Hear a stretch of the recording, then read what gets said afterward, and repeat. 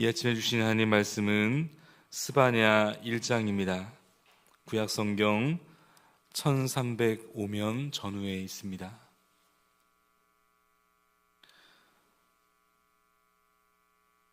스바냐 1장 1절로 18절 말씀까지 저와 여러분들이 한 절씩 교독하도록 하겠습니다. 제가 먼저 1절 읽겠습니다. 아몬의 아들 유다 왕 요시아의 시대에 스바냐에게 임한 여호와의 말씀이라. 스바냐는 히스기야의 현손이요 아마랴의 증손이요 그다라의 손자요 구시의 아들이었더라. 내가 땅 위에서 모든 것을 진멸하리라. 내가 사람과 짐승을 진멸하며 공중의 새와 바다의 고기와 거치게 하는 것과 악인들을 아울러 진멸할 것이라. 내가 사람을 땅 위에서 멸절하리라. 나 여호와의 말이니라. 내가 유다와 예루살렘의 모든 주민들 위에 손을 펴서 남아있는 바알을 그곳에서 멸절하며 그마름이란 이름과 및 그 제사장들을 아울러 멸절하며 또 지붕에서 하늘의 뭇 별에게 경배하는 자들과 경배하며 여호와께 맹세하면서 말감을 가리켜 맹세하는 자들과 여호와를 배반하고 따르지 아니하는 자들과 여호와를 찾지도 아니하며 구하지도 아니한 자들을 멸절하리라. 주 여호와 앞에서 잠잠할지어다. 이는 여호와의 날이 가까웠으므로 여호와께서 희생을 준비하고 그가 청할 자들을 구별하셨음이니라. 여호와의 희생의 날에 내가 반백들과 왕자들과 이방인의 옷을 입은 자들을 벌할 것이며 그날의 문턱을 뛰어넘어서 포악과 거짓을 자기 주인의 집에 채운 자들을 내가 벌하리라. 나 여호와가 말하노라. 그날의 어문에서는 부르짖는 소리가 제2구역에서는 울음소리가 작은 산들에서는 무너지는 소리가 일어나리라. 막데스 주민들아 너희는 슬피 울라. 가나안 백성들이 다 패망하고 은을 거래하는 자들이 끊어졌음이라. 그때 내가 예루살렘에서 찌꺼기같이 가라앉아서 마음속에 스스로 이르기를 여호와께서는 복도 내리지 아니하시며 화도 내리지 아니하시리라 하는 자를 등불로 두루 찾아 벌하리니 그들의 재물이 누락되며 그들의 집이 황폐할 것이라. 그들이 집을 건축하나 거기에 살지 못하며 포도원을 가꾸나 그 포도주를 마시지 못하리라. 여호와의 큰 날에 가깝도다. 가깝고도 빠르도다. 여호와의 날에 소리로다. 용사가 거기서 슬피 우는도다. 그날은 분노의 날이요 환난과 고통의 날이요 황폐와 패망의 날이요 캄캄하고 어두운 날이요 구름과 흑암의 날이요 나팔을 불어 경고하며 견고한 성읍들을 치며 높은 망대를 치는 날이로다. 내가 사람들에게 고난을 내려 맹인같이 행하게 하리니 이는 그들이 나 여호와께 범죄하였음이니라. 또 그들의 피는 쏟아져서 티끌같이 되며 그들의 살은 분토같이 될지라. 그들의 은과 금이 여호와의 분노의 날에 능히 그들을 건지지 못할 것이며 이 온 땅이 여호와의 질투의 불에 삼켜지리니 이는 여호와가 이 땅 모든 주민을 멸절하되 놀랍게 멸절할 것임이라. 아멘. 주님도가 아닌 주님만이라는 제목 가지고 잠시 하나님 말씀 나누겠습니다. 오늘 본문 1절에 보면 선지자 스바야는 요시야 시대의 말씀을 전한 선지자입니다. 특별히 요시야의 이 종교개혁이 일어나기 전 말씀을 증거했던 것으로 보이는데요.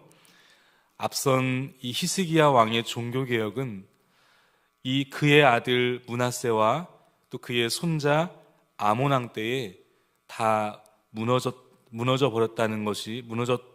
것으로 보입니다. 그래서 이 요시야 왕이 8살의 왕이 되어 16살에 하나님을 찾기 시작하는데, 당시에 이스라엘은 앞선 히스기야 왕의 종교개혁이 어디 있었는지 찾을 수 없을 정도로 그야말로 믿음을 저버린 이 영적 오아시스 상태였던 것으로 보입니다.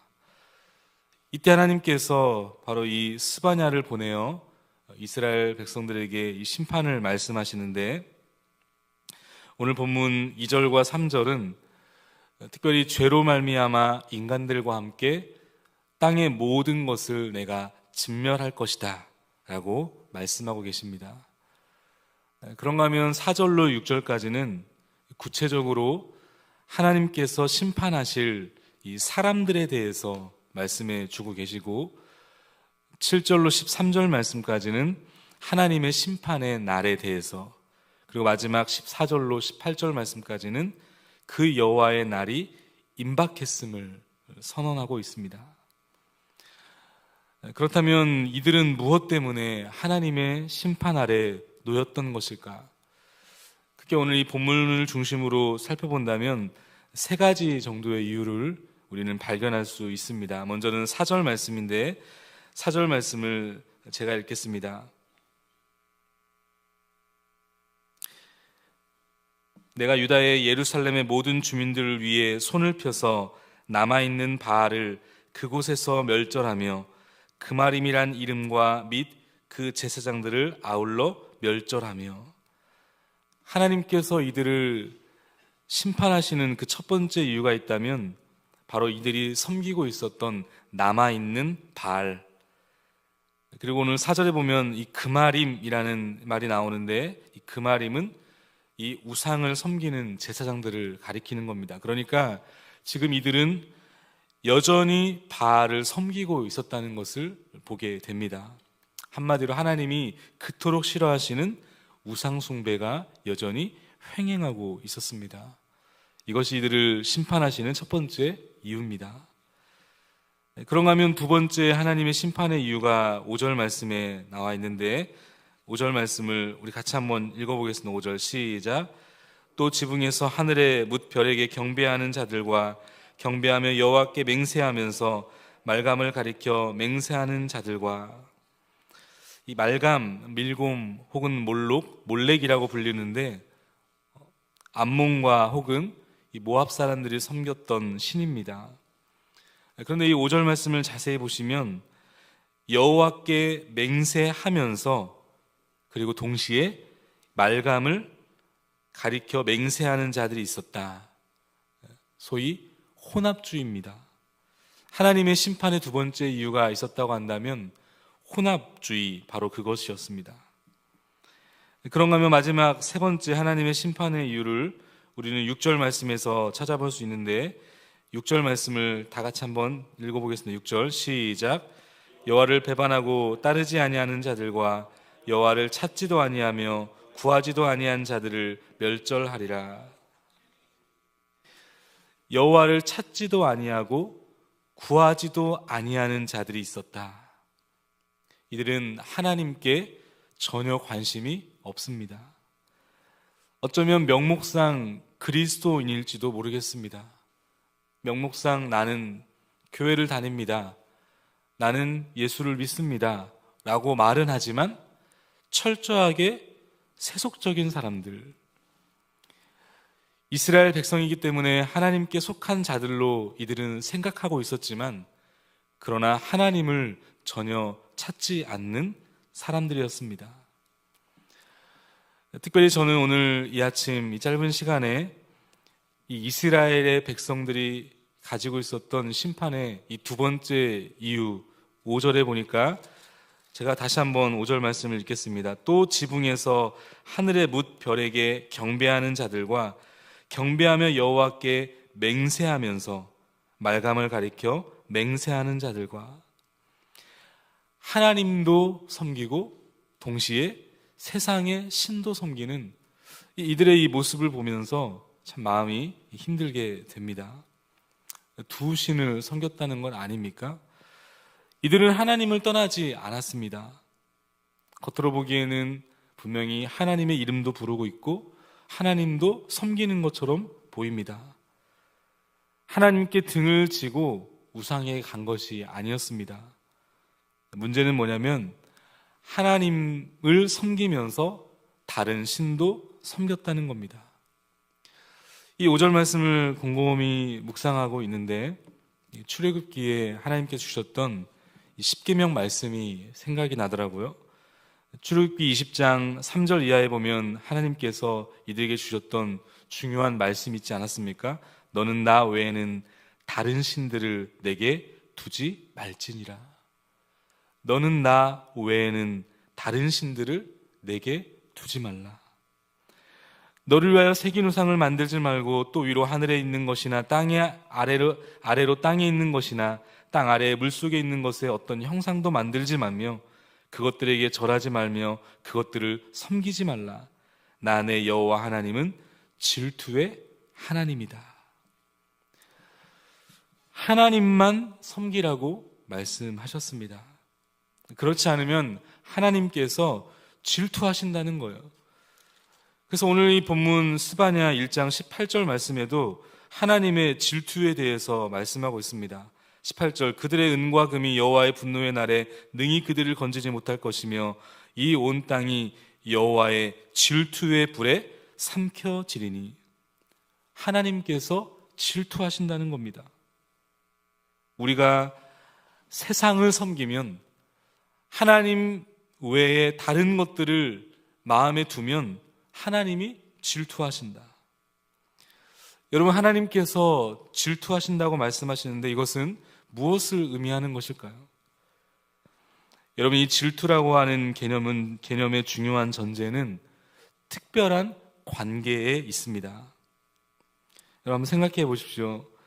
나는 이 세상 모든 사람들을 보면서 질투를 느낀다. 여러분, 이게 말이 되는 말일까요? 아닙니다. 저는 TV에 나오는 어떤 한 연예인이 누가 누구를 좋아한다고 해서 제가 그걸 보면서 질투하지 않습니다. 왜 그렇죠? 그 연예인과 저는 전혀 상관이 없는 관계이기 때문에 그렇습니다. 그가 누구를 좋아하든, 그가 누구를 마음에 들어 하든, 그가 누구에게 선물을 주든 저하고는 아무런 하등의 관계가 없습니다. 전혀 질투가 일어나지 않아요. 여러분, 이 질투라고 하는 것은 나와 특별한 관계에 있을 때 가능한 겁니다. 그러니까 하나님께서 이스라엘 백성들에게 지금 질투하시는 그 이유가 있다면 특별한 관계에 있다는 겁니다. 언약의 관계, 사랑의 관계, 특별한 하나님하고의 관계에 있었던 이스라엘 백성들이 하나님 외에 다른 것에 마음을 빼앗기고 있는 그것을 하나님은 참지 못하고 계신 겁니다. 여러분, 오늘 저와 여러분들에게도 마찬가지입니다. 하나님과 오늘 저와 여러분들은 부모와 자녀의 관계인 줄 믿습니다. 예수 그리스도로 말미암아 하나님의 자녀된 오늘 저와 여러분들은 하나님께서 매우 특별하게 생각하십니다. 그러기에 내 사랑하는 내 자녀가 나 외에 세상의 다른 것에 마음을 뺏긴다고 한다면 하나님은 질투하십니다. 그래서 오늘 이 이스라엘 백성들에게 나는 질투하는 하나님이다 말씀하고 계신 것입니다. 여러분, 왜 우리는 하나님을 간절히 찾지 않을까요? 우리 안에 하나님을 향한 이 질투하는 불이 없기 때문 아니겠습니까? 오늘 하나님께서 우리를 향하여 질투하시는데 질투하시는 그 하나님 앞에 오늘 저와 여러분들은 어떻게 반응해야 되겠습니까? 질투하시는 그 하나님을 오늘 우리 역시도 끝까지 그분만을 사랑하며 그분만을 섬겨야 될 것입니다. 세상의 다른 것에 마음을 뺏겨서는 안 되는 것이죠. 영국의 영성가 사무엘 체드릭이라고 하는 분이 이런 말을 합니다. 지금 이 시대의 그리스도인의 가장 큰 죄, 가장 심각한 죄는 다른 것이 아니라 하나님을 찾지 않는 것입니다.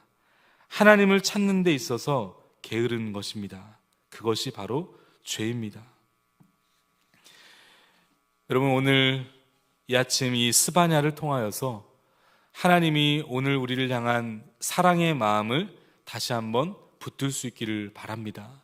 하나님은 오늘 우리가 하나님도 섬기고 세상도 섬기는 것을 원치 않습니다. 오직 예수 그리스도 그 한 분만을 붙들며 그 한 분만을 섬기기를 원합니다. 내일부터 시작되어지는 특별히 다니엘 세일의 특별 새벽 기도회를 통하여 오늘 우리가 간절히 구해야 될 기도의 제목이 있다면 오직 주님만 사랑하기를 원합니다. 오직 주님만 구하기를 원합니다. 내 안에 있는 세상에 빼앗겨버린 그 세상을 향한 마음들을 오직 주님께 집중되어지는 그런 귀한 은혜의 시간 될 수 있기를 주님의 이름으로 축복합니다. 우리 시간 주신 말씀 함께 붙들면서 우리 함께 기도하기를 원합니다. 하나님, 오직 예수 그리스도만을 붙들며 오직 여호와 하나님만을 찾고 구하는, 하나님을 사랑하는 오늘 우리가 되게 달라고 우리 자신을 위해서 기도해 주시고, 또 오늘은 특별히 우리 추수감사 주일로 지키게 됩니다. 하나님께서 그동안 베풀어 주신 은혜를 감사하며 또 앞으로 우리를 인도하실 하나님의 은혜를 기대하는 놀라운 은혜의 주일, 오늘 주님의 날이 될 수 있도록 위해서 기도해 주시고, 또 내일부터 시작되어지는 다니엘 세일의 특별 새벽 예배를 위해서 기도해 주시고, 특별히 말씀을 준비하시고 증거하시는 사랑하는 담임 목사님 영육간에 강건하게 붙잡아 달라고, 또 사랑하는 원로 목사님의 건강과 사역을 위해서, 또 사랑하는 우리 귀한 장로님들과 권사님들, 우리 몸된 교회 귀한 목자들을 위해서도 기도해 주시면 감사하겠습니다. 우리 교회와 또 이 나라와 민족을 위해서도 기도해 주시면 감사하겠습니다. 우리 시간 주님 이름 한번 크게 한번 부르짖고 합심으로 기도하며 나가겠습니다. 주여